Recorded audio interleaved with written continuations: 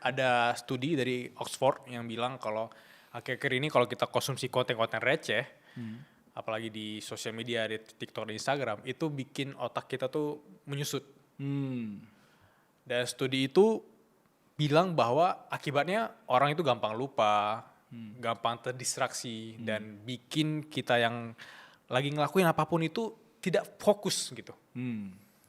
Dari POV seorang Agus Soleh Halim yang menurut aku tuh salah satu orang yang paling produktif lah yang aku kenal, itu gimana caranya kalau Agus tetap konten juga, tetap konsumsi konten, tapi bisa membatasi itu dan menyesuaikan dengan pekerjaan lain yang bisa lebih fokus lah.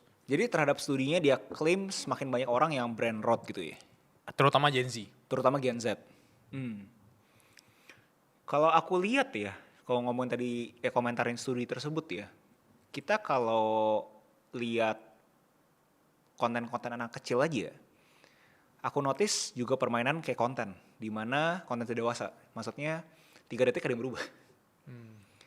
Jadi itu kan kalau kita yang di dunia perkontenan tahu itu fungsinya untuk bikin orang itu terstimulasi dan pengen konsumsi sampai habis. Karena dengan konsumsi sampai habis, alhasil algoritma nge-push kita kan. Dan menurut aku, kalau misalkan dari kecil saja sudah mengkonsumsi konten yang 3 detik berubah, pasti kan itu otaknya pasti udah gampang ke distraksi. If anything dia cari sesuatu yang selalu beda gitu. Karena pada umumnya dia tahu harusnya kan berubah, kok gak berubah sih? Kalau gak berubah pasti dia bosan gitu kan. Jadi kalau ditanya fenomena ini sih menurut aku sih emang agak mengkhawatirkan ya. Walaupun dari sisi positifnya ya mungkin anak kita jadi gak nakal. Yeah. Bener-bener cuma duduk bisa nonton gitu kan ya. Tapi sisi negatifnya sih menurut aku sih mungkin udah lumayan ekstrim ya. Kalau misalnya sampai specifically udah ada studi yang bisa mengkorelasikan bahwa kebanyakan konsumsi konten-konten pendek ini bisa membuat kita punya otak itu menyusut gitu ya. Menyusut.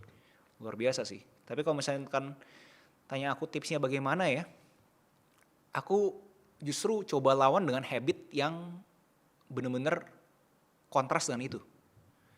Contoh konsumsi video-video pendek segala macam kan ya karena kita punya atensi kan rendah kan.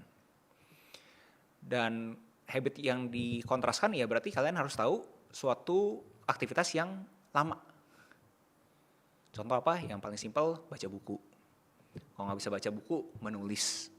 Itu kan kegiatan-kegiatan yang lama gitu kan. Jadi coba kalian kontrasin gitu.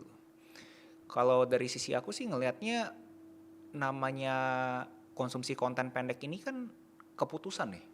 Kamu bayangin ya, kamu buka pagi-pagi, bangun pagi, buka kamu punya handphone, keputusan 1, keputusan 2, keputusan 3, keputusan 4 gitu. Gimana cara otaknya kita itu bisa berfungsi dengan baik kalau misalnya dari pagi aja kita sudah membuat suatu keputusan-keputusan. Dan keputusan-keputusan tersebut tanda kutip tidak berfaedah juga. Yeah. Karena kita terus scroll gitu. Gimana caranya kita bisa jadi efektif melalui kita punya hari dengan kalau misalnya kita punya habit scrolling sih. Menurut aku itu sih bahaya sih. Tapi gimana cara kita nge-hack otak kita untuk tidak melakukan hal itu? Karena menurut aku sulit ya. Maksudnya bangun pagi nih. Kalau aku olahraga pagi, berat. Tapi kalau aku bangun pagi scrolling, ya gampang.